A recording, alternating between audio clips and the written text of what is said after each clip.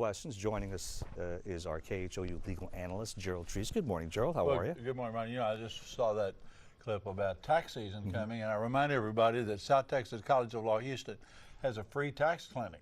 And if you don't know how to reach them, reach me. Ron will tell you at the end of the show how to do it. All right, let's get to our questions now. The first one comes in from Katie.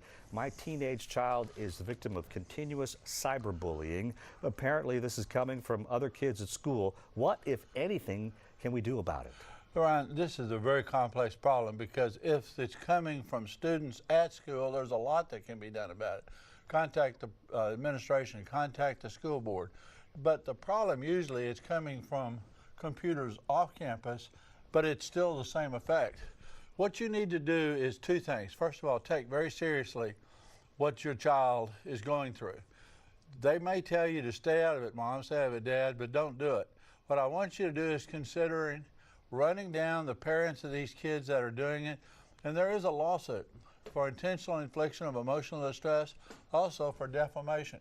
I just think the parents who are the parents of the kids doing the bullying need to know there's a price to pay for this. And we've tried everything else, we know, to try to convince people to stop doing this, but it seems to get worse. Yeah. And the results are devastating. Parents and grandparents, don't you just blow off what I'm saying. You are maybe the one chance that child has to get protected. All right, let's go to our next question now. From Spring, my father recently passed away. He left many debts. I'm the beneficiary on his life insurance policy and on his retirement accounts from his place of work. Can Dad's creditors try to collect from these proceeds? Let me explain something very, very carefully. Ron, if a person dies, the children are not liable for that parent's debts. That's number one. Number two, if you have retirement accounts and you have life insurance, those beneficiaries pass what's called outside of the will, outside of probate. And so if they come after your father's estate saying you got insurance money and retirement money, no, you don't. That money is contractual. It never went into the estate.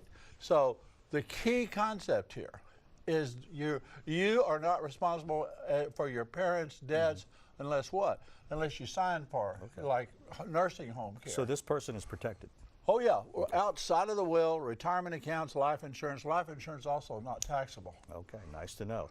Last question from Pearland.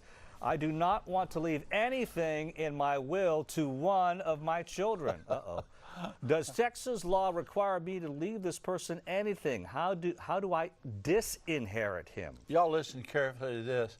The only time a child has any right to receive from a deceased parent is if you do not have a will. The Texas intestacy law says if you don't have a will, the child has an interest.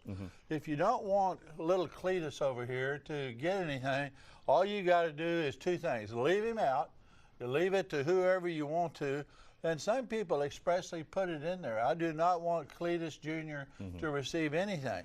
Now, I'm not, what I'm saying, I'm not suggesting you do that, but you need a will. No child who's listening to this has a right to receive anything from your parents. It's up to the parents to leave it to you. All right, poor Cletus. That makes sense? Yes, sure did. Thank you so much. You know Cletus? Gerald. Yes. I think you might. Yes, I'm not leaving him anything either. All right, thank you so much, Gerald. Now, if you've got a legal question you'd like to have answered, just email Gerald Treece at the email that you see right there on your television screen.